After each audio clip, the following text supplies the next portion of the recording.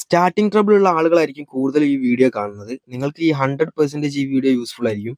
നമ്മൾ സ്കാനർ വെച്ച് ചെക്ക് ചെയ്ത് നോക്കുന്നുണ്ട്. ഇതിന്റെ ഓണർ ഓൾറെഡി നല്ലൊരു എമൗണ്ട് സ്പെൻഡ് ചെയ്തതാണ്. Engine computer, igniter, spark plug, code wear, അങ്ങനെ ഒരുപാട് പാർട്സ് ഇതിന്റെ ഓണർ മാറിയിട്ടുണ്ട്. എന്നിട്ടും പ്രശ്നം തീർന്നിട്ടില്ല. ഞാൻ ഈ കാർ നിങ്ങളൊന്ന് സ്റ്റാർട്ട് ചെയ്ത് കാണിക്കാം, ഇതിന്റെ പ്രശ്നം എന്തൊക്കെയാണെന്നുള്ളത്. ഓക്കെ, നമ്മൾ ലൈവ് ഡാറ്റ ചെക്ക് ചെയ്യുന്നുണ്ട്.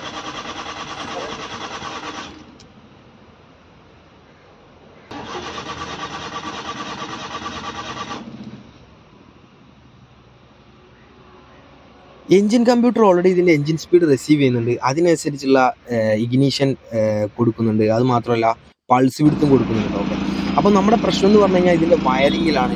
ഓക്കെ, ഞാൻ ഈ കാറ് സ്റ്റാർട്ട് ചെയ്തു. ഇതെങ്ങനെയാണ് സ്റ്റാർട്ട് ചെയ്തതെന്നുള്ള ഞാൻ നിങ്ങളെ കാണിച്ചു തരാം. ഓക്കെ, ഞാൻ ജസ്റ്റ് ബൈപ്പാസ് ചെയ്തിട്ടാണ് ഞാൻ സ്റ്റാർട്ട് ചെയ്തിരിക്കുന്നത്. ഇപ്പോൾ ഞാൻ ആക്സിലേറ്റർ കൊടുക്കുമ്പോൾ RPM അവിടെ 3000 അടുത്ത് വരെ വരുന്നത് കാണാൻ പറ്റും. അതുപോലെ ഇഗ്നീഷൻ അഡ്വാൻസ് കാണാൻ പറ്റും. നമ്മളിതിന്റെ പ്രോബ്ലം ഞാൻ ഓൾറെഡി ഫൈൻഡ് ചെയ്തു. ഈ ഒരു ഇതുപോലെയുള്ള പ്രശ്നങ്ങൾ വരുന്ന സമയത്ത് ഒരുപാട് ആളുകൾ എഞ്ചിൻ കമ്പ്യൂട്ടർ അതുപോലെയുള്ള കാര്യങ്ങളൊക്കെ മാറിയിട്ട് പൈസ ഒരുപാട് നഷ്ടപ്പെടാറുണ്ട്. അപ്പം ഇത് അതുപോലെയുള്ള ആളുകൾക്ക് ഒരുപാട് യൂസ്ഫുൾ ആയിരിക്കും ഒരു വീഡിയോ. നിങ്ങൾ കാണുന്ന ഒരു ഗ്രീൻ കളർ കേബിളിലാണ് പ്രശ്നമുള്ളത്. ഗ്രീനിൽ യെല്ലോ വരുന്ന ഒരു കേബിളാണ്. ഓക്കെ, അവിടെ കോണ്ടാക്റ്റ് കറക്റ്റ് അല്ല. അത് നമ്മുടെ ഇഗ്നേറ്ററിനെ ഡ്രൈവ് ചെയ്യുന്ന ഒരു വയറാണ് അതൊക്കെ. അപ്പോൾ ഞാനത് വലിച്ചപ്പോൾ തന്നെ എഞ്ചിൻ ഓഫ് ആയിട്ടുണ്ട്. ഞാനത് റിമൂവ് ചെയ്തപ്പോൾ എഞ്ചിൻ ഓഫായി. ഓക്കെ, ഞാനിതിന് ഡീപ്പായിട്ടുള്ള ഇതിന്റെ കാര്യങ്ങൾ നിങ്ങൾക്ക് പറഞ്ഞുതരാം. ഓക്കെ, നിങ്ങൾ വീഡിയോ സ്കിപ്പ് ചെയ്യാതെ കാണുക. അപ്പം നമുക്കിനി ആദ്യം ചെയ്യേണ്ടതെന്ന് വെച്ചാൽ ഇതിന്റെ കണക്ടർ റിമൂവ് ചെയ്യാം. കണക്ടർ റിമൂവ് ചെയ്ത് കഴിഞ്ഞപ്പോൾ ഇതിന്റെ ഉൾഭാഗത്തെല്ലാം പച്ച കളർ നമുക്ക് കാണാൻ വേണ്ടി പറ്റും. അതായത് ലൂസ് കോണ്ടാക്ട് വരുന്ന സ്ഥലങ്ങളിലാണ് ഈ ഒരു ഗ്രീൻ കളറിലുള്ള കൊറോഷൻ നമുക്ക് കാണാൻ വേണ്ടി പറ്റുക. ഇനി നമുക്ക് എഞ്ചിന്റെ ഭാഗങ്ങളിലേക്ക് പോവാം. നിങ്ങൾ ഈ കാണുന്ന വയറാണ് കേട്ടോ. ഈ വയറിലാണ് ലൂസ് കോണ്ടാക്ട് ഉള്ളത്. ഈ ഒരു കേബിളാണ്. ഓക്കെ, ഇത് നമ്മൾ ഓൾറെഡി ഇതിന്റെ കണ്ടിന്യൂറ്റി അതുപോലെയുള്ള റെസിസ്റ്റൻസ് എല്ലാം ചെക്ക് ചെയ്തു. ആ വയർ എവിടെയും ടച്ച് ആവുന്നോ കാര്യങ്ങളോ ഒന്നും തന്നെ ഇല്ല കേട്ടോ. അപ്പൊ നമ്മൾ ഇനി ചെയ്യുന്നത് എന്താണെന്ന് വെച്ചാൽ ഈ വയറിംഗ് കിറ്റ് നമ്മൾ റീപ്ലേസ് ചെയ്യാൻ വേണ്ടി പോവാണ്.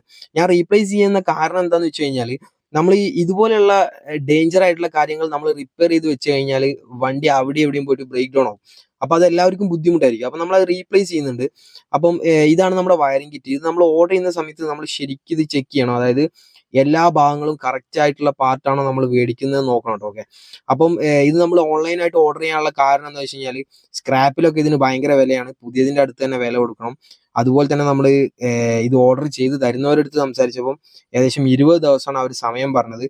അപ്പൊ നമ്മൾ ഇത് 4 ദിവസം കൊണ്ട് നമ്മുടെ ഗ്യാരേജിലേക്ക് ഓർഡർ ചെയ്ത് വരുത്തിയിട്ടുണ്ട് കേട്ടോ. ഓക്കെ, അപ്പൊ നമുക്ക് ഇനി ഒന്ന് അൺബോക്സ് ചെയ്ത് നോക്കാം.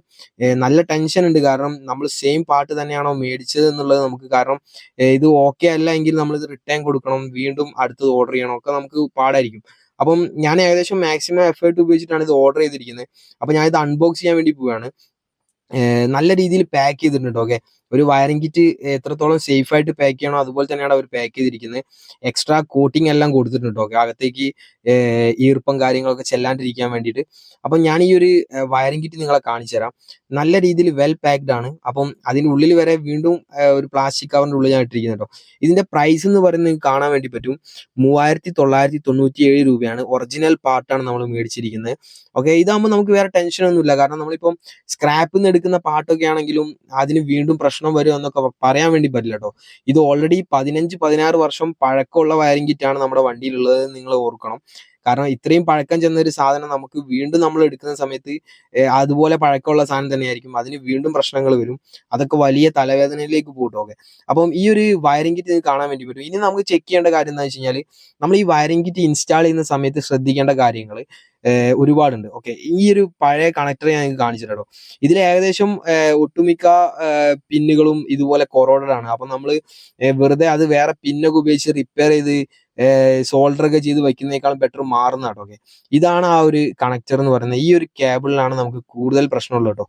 ഓക്കെ, ഇന്ന് നമുക്ക് നമ്മളിപ്പോ ഈ ഒരു കേബിൾ ഫിക്സ് ചെയ്ത് വെച്ചാലും നാളെ നമുക്ക് കാണിക്കാം മിസ്സിങ്ങോ അല്ലെങ്കിൽ ചില സമയങ്ങളിൽ ഹീറ്റ് ആകുമ്പോൾ സ്റ്റാർട്ടിങ് ട്രബിളോ ഒക്കെ ആയിരിക്കും. അപ്പം ഇത് നമുക്ക് മാറുക തന്നെ വേണം.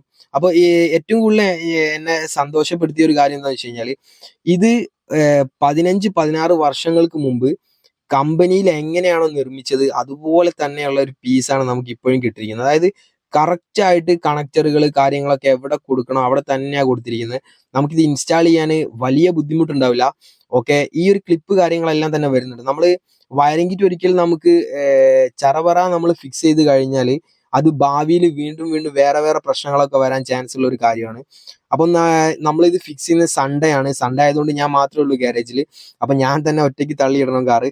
ഓക്കെ, അപ്പം ഞാനിത് ഫിക്സ് ചെയ്യാൻ വേണ്ടി സൺഡേ ചൂസ് ചെയ്യാനുള്ള കാരണം എന്താണെന്ന് വെച്ച് കഴിഞ്ഞാൽ ഇതുപോലെയുള്ള വർക്കുകൾ നമ്മൾ കുറച്ച് മൈൻഡ് റിലാക്സ്ഡ് ആയിട്ട് ചെയ്യുന്നതായിരിക്കും ബെറ്റർ.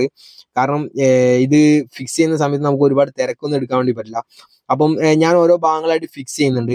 നമ്മൾ ഇത് ഫിക്സ് ചെയ്യുമ്പോൾ നമ്മൾ ശ്രദ്ധിക്കേണ്ട ഒരേ ഒരു കാര്യമേ ഉള്ളൂ, ഇത് കമ്പനി ഫാക്ടറിയിൽ എങ്ങനെയാണോ ഇതിൽ ഫിക്സ് ചെയ്തിട്ടുള്ളത് അതുപോലെ നമ്മൾ ഫിക്സ് ചെയ്യണം. അത് കുറച്ച് സമയം എടുത്താലും കുഴപ്പമില്ല. നമ്മൾ ഒരു സ്ഥലങ്ങളിലും കോംപ്രമൈസ് ചെയ്യാൻ പാടില്ല. അതായത് കറക്റ്റ് ആയിട്ട് പ്ലഗിങ് ചെയ്യണം. എവിടെയെങ്കിലും എന്തെങ്കിലും മിസ്റ്റേക്കുകൾ വന്നു കഴിഞ്ഞാൽ, എൻജിൻ ബേ എന്ന് പറഞ്ഞാൽ എപ്പോഴും ഹീറ്റും വൈബ്രേഷനും വരുന്ന സ്ഥലമാണ്.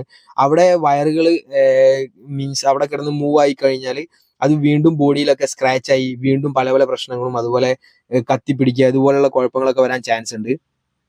ഇതിന്റെ ഓണർ ഈ ഒരു കാറുമായിട്ട് ഒരുപാട് ബുദ്ധിമുട്ടുള്ള ഒരാളാട്ടോ. കാരണം ഒരുപാട് സ്ഥലങ്ങളിൽ ചെല്ലും, ബ്രേക്ക് ഡൗൺ ആവും. അവസാനം നമുക്ക് ഈ ഒരു വാഹനം കിട്ടുന്നത് ഏകദേശം നല്ല ടെമ്പറേച്ചർ ഉള്ള സമയത്താട്ടോ. ഏകദേശം പുറത്ത് എല്ലാവർക്കും അറിയാം, ഈ ഒരു വേനൽക്കാലത്ത് നല്ല ചൂടായിരുന്നു. ഏകദേശം 40 ഡിഗ്രിയുടെ അടുത്ത് ഫീൽ ചെയ്യുന്ന ടെമ്പറേച്ചർ ആയിരുന്നു. ആ സമയത്താണ് ഈ കാർ സ്റ്റാർട്ട് ആവാതെ ആയത് കേട്ടോ. ഓക്കെ, നിങ്ങളിപ്പോൾ ഈ കാറും കൊണ്ട് ഊട്ടിയിലോ കൊടൈക്കനാലിലോ എവിടെയെങ്കിലും പോയി കഴിഞ്ഞാൽ നിങ്ങൾക്ക് ഒരു കുഴപ്പം ഉണ്ടാവില്ല, കാർ സ്റ്റാർട്ട് ആവും. കാരണം ചൂട് വരുന്ന സമയത്താണ് ഇതിന്റെ പിന്നിൽ കോണ്ടാക്ട് കിട്ടാത്തത്. ആ സമയത്ത് ലോഹങ്ങൾ വികസിക്കുന്ന സമയത്ത് കോണ്ടാക്ട് കിട്ടുന്നില്ല. അതാണ് ഇതിന്റെ പ്രശ്നം. അപ്പൊ നമ്മളത് ഓൾറെഡി ഫൈൻഡ് ചെയ്തു. അപ്പം ഈ കാര്യങ്ങളെല്ലാം നമ്മൾ പ്രോപ്പറായിട്ട് ഫിക്സ് ചെയ്തിട്ടുണ്ട് കേട്ടോ. ഇനി ഞാൻ നിങ്ങൾക്ക് ഇതിന്റെ ECM ജസ്റ്റ് ഒന്ന് കാണിച്ചു തരാം. ഇതിന്റെ ECM ഓൾറെഡി എന്താ നമ്മൾ അയച്ചെടുക്കാനുള്ള കാരണം എന്താണെന്ന് വെച്ച് കഴിഞ്ഞാൽ, നമുക്കത് പെട്രോളിയം ജെല്ലിൽ ഒന്നും കൂടെ യൂസ് ചെയ്യണം. അതിന്റെ പിന്നുകളെല്ലാം തന്നെ ക്ലീൻ ചെയ്യണം. കാരണം അവിടെ ഓൾറെഡി കൊറോഡഡ് ആയിട്ടുള്ള ആ ഒരു പിന്നുകളൊക്കെ കണക്റ്റഡ് ആയതുകൊണ്ട് തന്നെ അവിടെ ചെറിയ രീതിയിൽ കൊറോഷൻ വരാൻ ചാൻസ് ഉണ്ട്. അപ്പം അതൊക്കെ നമുക്ക് നല്ല വൃത്തിയായിട്ട് ക്ലീൻ ചെയ്ത ശേഷം ഞാൻ അതിൽ ഈ പെട്രോളിയം ജെല്ലൊക്കെ യൂസ് ചെയ്യുന്നുണ്ട്. ക്ലീനിങ് ഞാൻ നിങ്ങളെ കാണിക്കുന്നില്ല, കാരണം നമുക്കത് ഷൂട്ട് ചെയ്യാനുള്ള ബുദ്ധിമുട്ടുകൊണ്ടാണ്. ഓക്കെ, അപ്പം ECM നമ്മൾ അയച്ചെടുക്കുന്നുണ്ട്.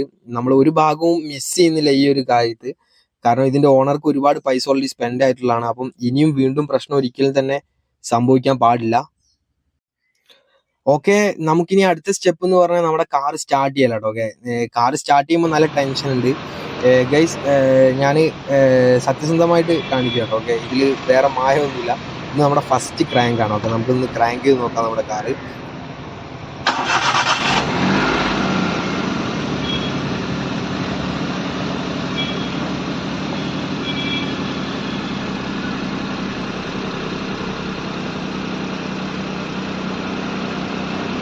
ഓക്കെ, അപ്പോൾ നമ്മുടെ കാർ പെർഫെക്റ്റ് ആണ്, എല്ലാ കാര്യങ്ങളും ഓക്കെ ആണ് കേട്ടോ. ഓക്കെ, ഞാൻ നിങ്ങൾക്ക് ഇനി കുറച്ച് കാര്യങ്ങൾ കാണിച്ചു തരാം.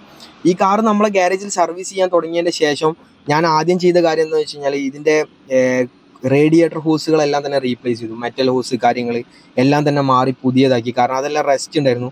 ഇപ്പോൾ നിങ്ങൾക്ക് കാണാൻ പറ്റും, റേഡിയേറ്ററിൽ കൂളൻ്റ് ആണുള്ളത്. ഓക്കെ, റേഡിയേറ്റർ ഓൾറെഡി ഇതിൻ്റെ മാറിയതായിരുന്നു, പക്ഷേ എന്നിട്ടും ഇതിൻ്റെ അകത്ത് പച്ചവെള്ളമാണ് ഉണ്ടായിരുന്നത്. പക്ഷെ നമ്മളതെല്ലാം തന്നെ മാറി കൂളൻ്റ് ആക്കിയിട്ടുണ്ട്. ഇപ്പം ഫുൾ ക്ലീൻ ആണ്. കാരണം ഇതിൻ്റെ ഓണർ നല്ല രീതിയിൽ ലോങ് ഡ്രൈവ് എല്ലാം പോകുന്ന ആളാണ്. അപ്പം പുള്ളിക്ക് ആ സമയങ്ങളിലൊന്നും വേറെ ബ്രേക്ക് ഡൗൺ കാര്യങ്ങളൊന്നും ഉണ്ടാവരുത്. അപ്പോൾ അതുകൊണ്ടാണ് നമ്മൾ ഇതെല്ലാം തന്നെ പെർഫെക്റ്റ് ആയിട്ട് ചെയ്തത്. ബാക്കി എല്ലാ കാര്യത്തിലും ഈ കാർ ഫിറ്റാണ്. ഇതിൻ്റെ ബ്രേക്സ്, ക്ലച്ച്, അങ്ങനെയുള്ള ഓൾമോസ്റ്റ് എല്ലാം ഇതിൻ്റെ ഫിറ്റാണ്. വേറെ പ്രശ്നങ്ങളൊന്നും തന്നെ ഇല്ല കേട്ടോ. അപ്പം നമ്മളിനി ഈ കാർ ജസ്റ്റ് പുറത്തേക്കൊന്ന് ടെസ്റ്റ് ഡ്രൈവ് കൊണ്ടുപോകുന്നുണ്ട്. നമുക്കൊന്നുകൂടെ സ്റ്റാർട്ട് ചെയ്ത് നോക്കാം. ഓക്കെ, അപ്പം നമ്മളിപ്പം ഗ്യാരേജിൻ്റെ പുറത്തുള്ളത് കേട്ടോ. ഓക്കെ, അപ്പം ഞാൻ ഈ കാർ ജസ്റ്റ് ഒന്ന് സ്റ്റാർട്ട് ചെയ്ത് കാണിക്കാം. ഇതിൻ്റെ കണ്ടീഷൻ എന്താണെന്നുള്ളത്. ഇത് LXi ആണ്, പവർ സ്റ്റിയറിംഗ് എല്ലാം വരുന്ന മോഡലാട്ടോ. ഓക്കെ, അപ്പം ഞാൻ ഇഗ്നീഷൻ ഓണാക്കി. നമുക്കവിടെ എൻജിൻ ലൈറ്റ്, ഇമ്മൊബിലൈസർ ലൈറ്റ്, അതുപോലെ തന്നെ എല്ലാ ലൈറ്റുകളും വന്നിട്ടോ. ഓക്കെ, അപ്പം ഞാൻ ഇനി സ്റ്റാർട്ട് ചെയ്യുകയാണ് വണ്ടി. ജസ്റ്റ് ഫസ്റ്റ് ക്രാങ്കിൽ തന്നെ നമ്മുടെ കാർ സ്റ്റാർട്ട് ആയിട്ടുണ്ട്. ഓക്കെ, ഒരു ലൈറ്റും ഇല്ല, ജസ്റ്റ് ഹാൻഡ് ബ്രേക്കിൻ്റെ ലൈറ്റ് മാത്രമേ ഉള്ളൂ കേട്ടോ. ഓക്കെ, അതാ ഈ ഹാൻഡ് ബ്രേക്ക് ഞാൻ ഡൗൺ ചെയ്യുന്നതോടുകൂടി ആ ലൈറ്റും പോവും. ഓക്കെ, ഹാൻഡ് ബ്രേക്കിൻ്റെ ലൈറ്റ് മാത്രമേ ഉള്ളൂ.